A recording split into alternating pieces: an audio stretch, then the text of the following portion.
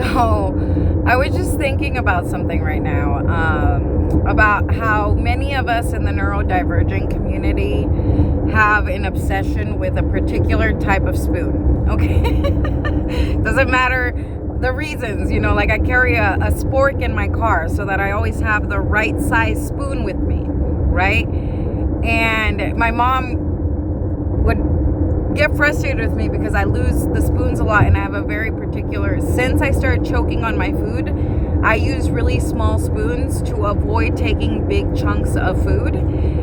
And so I carry a really long spoon with me that is actually for, mixing your tea or your coffee or drinks and stuff like that, but so that I can eat out of cups, and it's easier for me to hold the cup than it is to hold a bowl, because most cups have handles, right?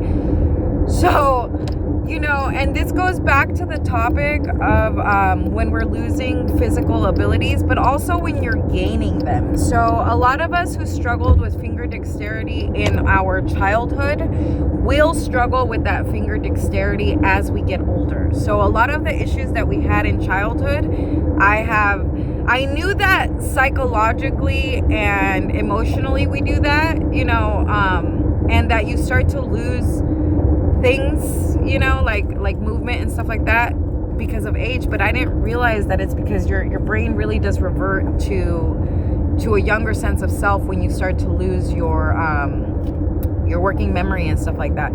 So basically, if you had struggles with if you're having struggles with choking and stuff like that, changing the size of your spoon can actually be incredibly beneficial. And I know that we're obsessed because it took me years to get used to using that small ass spoon. And I would annoy the fuck out of myself when I only had a baby spoon in the car, like a little baby for babies, because I was really choking on my food. So just having that size difference and getting used to how it felt in my mouth took a lot to retrain. So I want you guys to be really conscious about that, because if you have children that are struggling with these things, know in your heart that later on you're going to have to explain to them, if they start struggling in their adulthood, how you help them. Because if you can, they can retrain themselves. They can retrain themselves to safely eat without choking and things like that. And it can really become a lifesaver to have those muscle memories that you gain in your young age, because all of that muscle memory that you're gaining when you're little is actually going to help you when you start losing your working memory when you're older. Like, it's actually going to assist you to continue to practice these smaller things, and it rebuilds the muscle and it redoes all of these things. So you just keep that in mind, that sometimes we just have to be conscious that even head injuries and migraines can cause these reverting actions, even if they're just temporary. You revert to that childhood self when you're having that migraine, and then when you're feeling better, you go back to having a normal human adult brain. However, during those periods, honoring and respecting that, and having the ability to know, hey, right now I can't drink directly out of the cup. I have to use a straw so that I don't choke. Like, I carry an emergency straw in my car just in case, because I do that and I choke on my food. Bella does it too. It's something, my dog has taught me so much about myself that it's not even funny.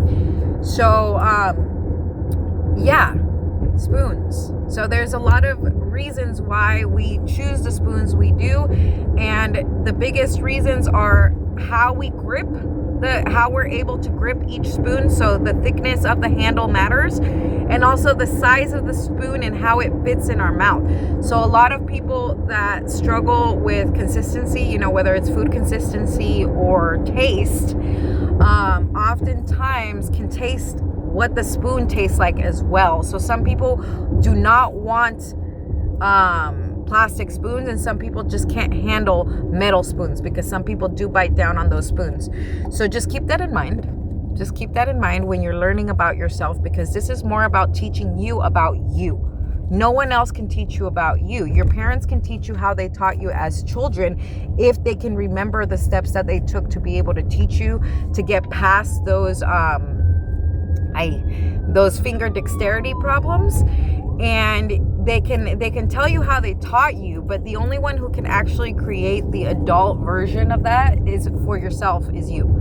The only one who can do that for you is you, so that you can adapt easier. Even if you're not socially adaptable, at least so that you're functionally adaptable, so that you're not just surviving and you're actually thriving. Because honestly, starting to fear food because you're choking on it makes it very limited on how many things you can eat, which actually can be detrimental to your health, because then you're just going to your safe foods and you're not getting all of the nutrients that you get, or you're going to your dopamine foods and you're not getting the nutrients that you need.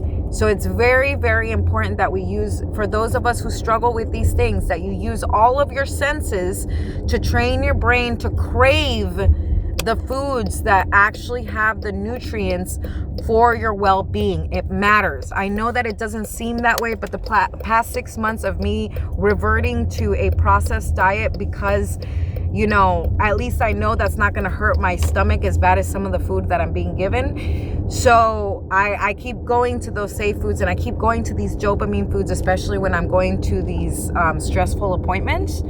So a friend of mine helped me find a new dopamine food. And I actually do want to recommend them in this video. It's called the Better Buzz. And I really, or no, not the Better Buzz. Better Buzz.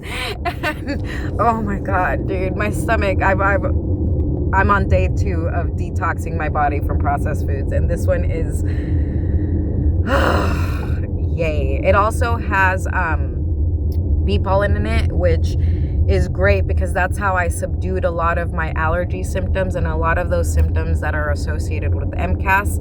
Again, this is not medical advice, and it's not advice in any form. I truly believe people should learn about their bodies, but their bodies. Learn about bodies in general, just so that you're not judging other bodies, but learn about your body the most. Really get to know your body, so that anytime there's a minor shift because you're missing a nutrient, your body can learn to crave that nutrient before you need hospitals or doctors. This is preventative care instead of maintenance care. I've always said it, food is medicine. And Better Buzz has taken that into consideration and has created a drive-through restaurant cafe thing that is very helpful for those of us who struggle with food and also struggle with sensitivities to food. So really, really check them out and keep up the good work, those companies who are taking this into account and becoming medicine men and women by creating these companies. Believe it or not, that is medicine work. I love you. Have a beautiful day.